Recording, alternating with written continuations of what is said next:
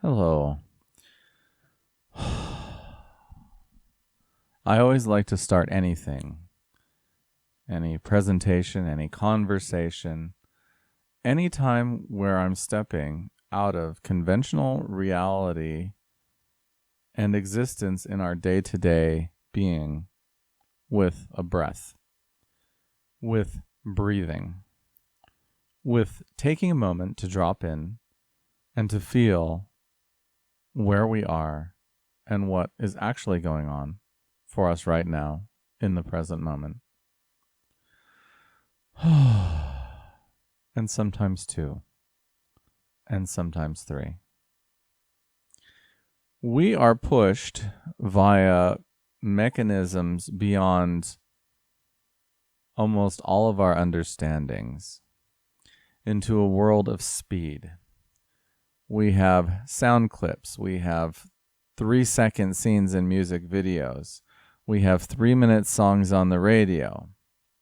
We have a news cycle that repeats a very small amount of content, hammers it at a very shallow level over and over.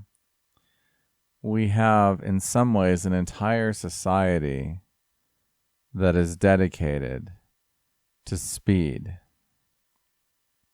Now, the interesting thing is our minds, and some people's minds even more than others, are able to process information, knowledge at some speed, are able to keep up and handle speed in a lot of ways.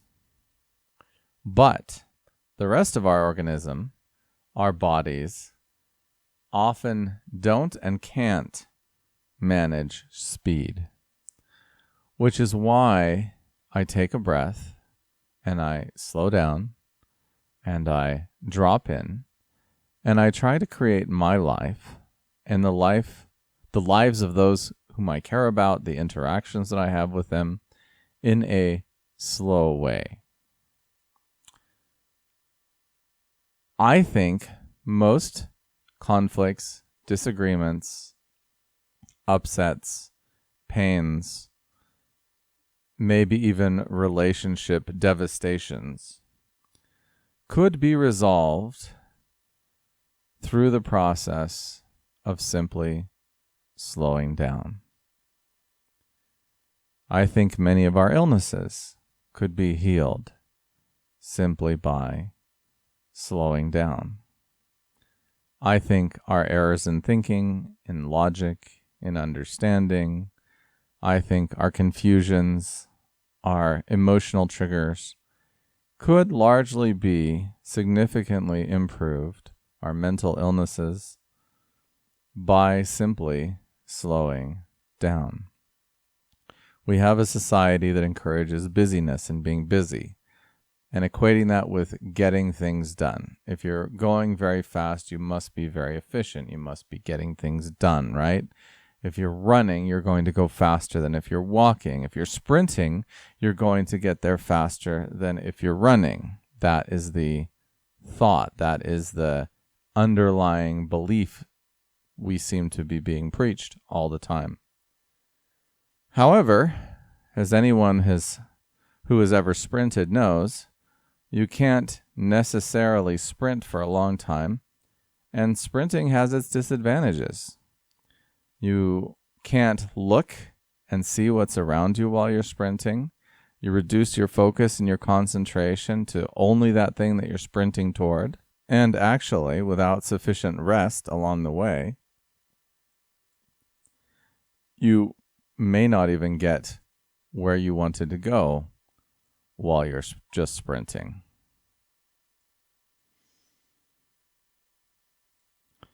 Comparing that with a walk in nature, to take time, to look around, to enjoy, to just be silent. I remember when I was in Boy Scouts, they had a task for me. It felt like the worst task ever because my mind was very fast and I was always interested in finding new things, and I'd never done this before. But they said, take an hour and watch a field. Okay, why am I supposed to do that? Because you see completely different things when you watch an empty meadow for an hour than when you just walk by it, or when you run through it, or when, even worse, when you drive by it or fly by it. When you sit and watch a meadow for an hour, then you see not just flowers sitting there, grass sitting there. You think, well, why? What's happening? What's going on? You see different insects fly by. Every once in a while, something may crawl on you. You may see animals, not that many, because I was at a camp. But even noticing a lack of animals over time is noticing something. You see, we all know at a deep level what is going on in our world. We know on a sensory level what our experience is and how it feels to us. We know whether we're enjoying ourselves pleasurably or not. Our bodies do. Do I enjoy watching this? Do I enjoy feeling this? Do I enjoy hearing what I'm hearing? Do I enjoy smelling what I'm smelling? Tasting what I'm tasting? But we live in a world of speed. We live in a world of fast food and fast everything else. And one thing that we lose when we're running, when we're sprinting all the time, is our ability to actually use our senses to discern what is happening right now for us. When things get faster, we ascend into the mind and we start labeling things and categorizing things instead of experiencing things. So we start thinking, is that good, bad, right, wrong? Is that a dog? Is that a rose? Is that my mother-in-law? Is that my girlfriend? What are they saying? What are they doing? Tossing it in boxes, collecting it instead of experiencing it.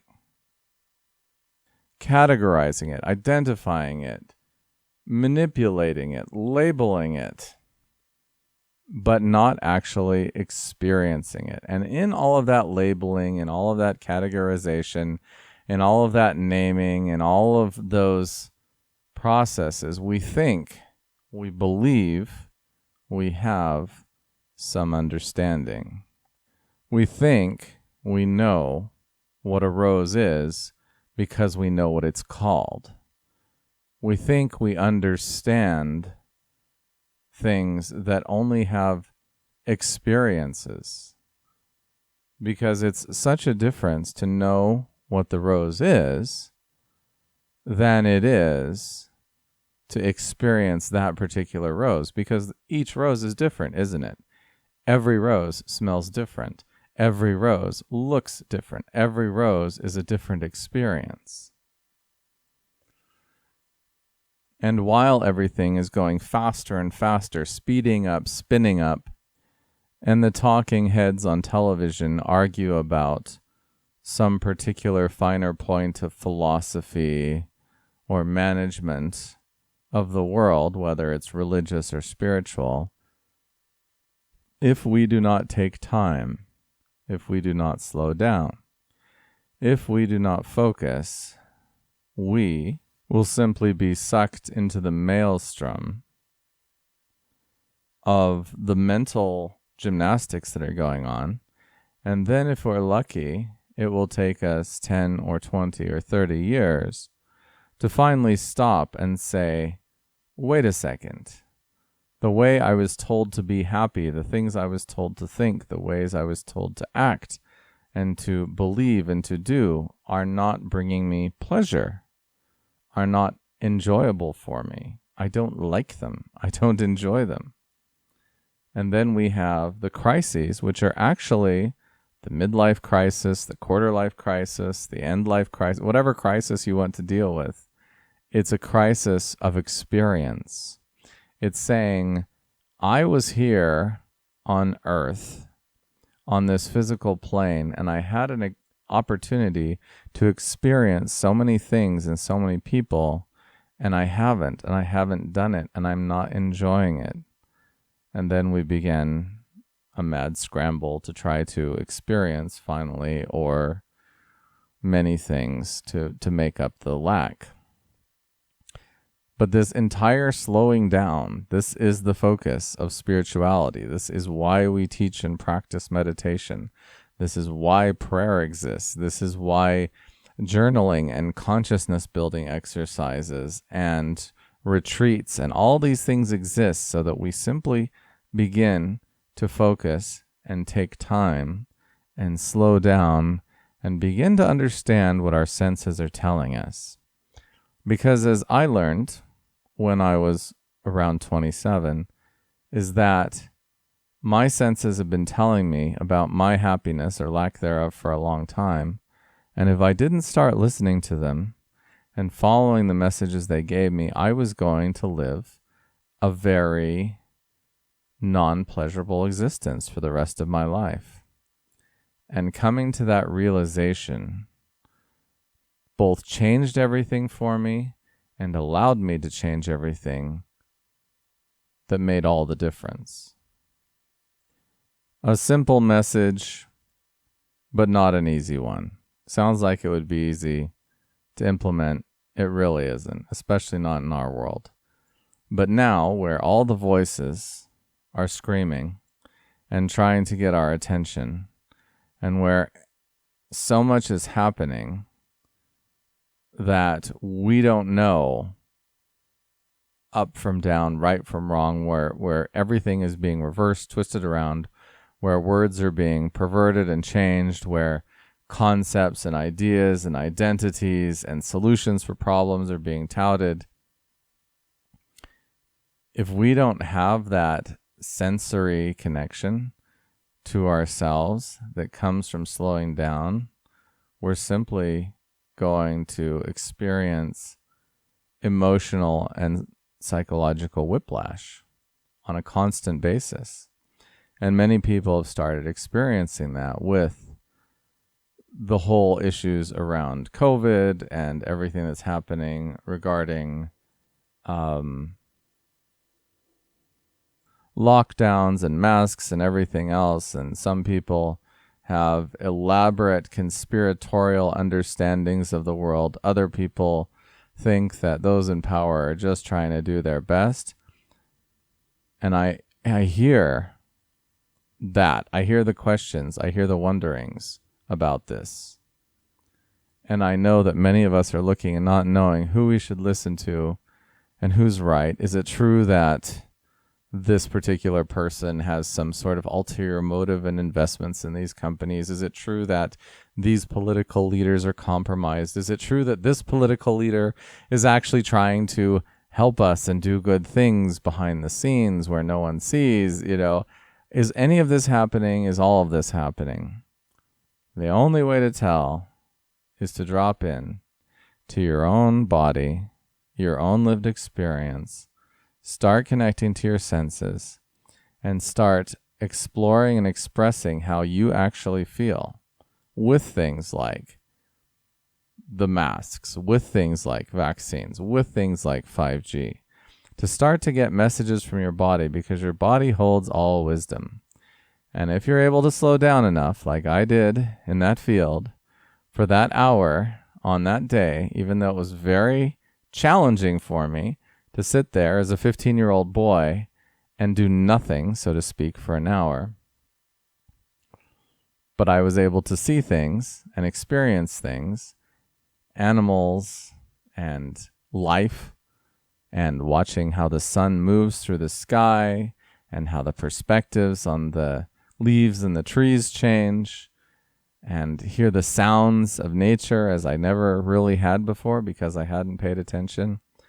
If you're able to slow down and listen to your body and your senses during this time, you may be able to find a clear perception of how you personally want to move forward, how you want to act, how you want to respond, and that could change your whole life, as opposed to those who do not know who to listen to, who don't know what to do, who don't know what's right, what's good, what's going on, The suicide rates are increasing.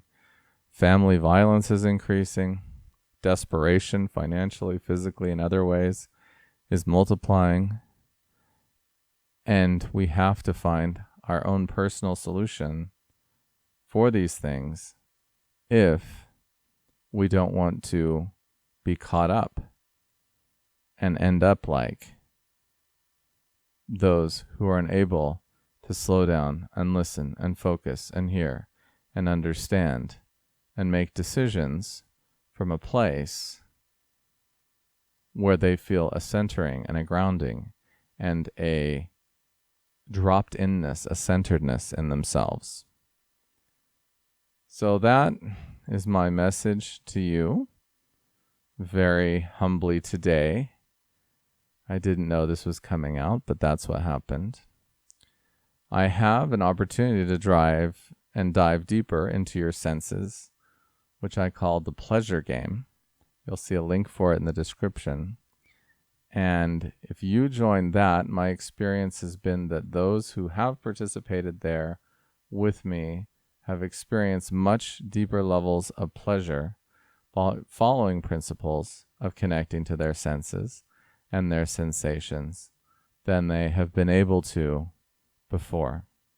I'd love to see you there. Thank you for listening. Please like, please subscribe, and even better, please share with someone who would benefit from the message of slowing down.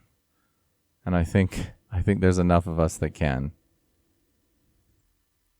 All my love, and I look forward to next time.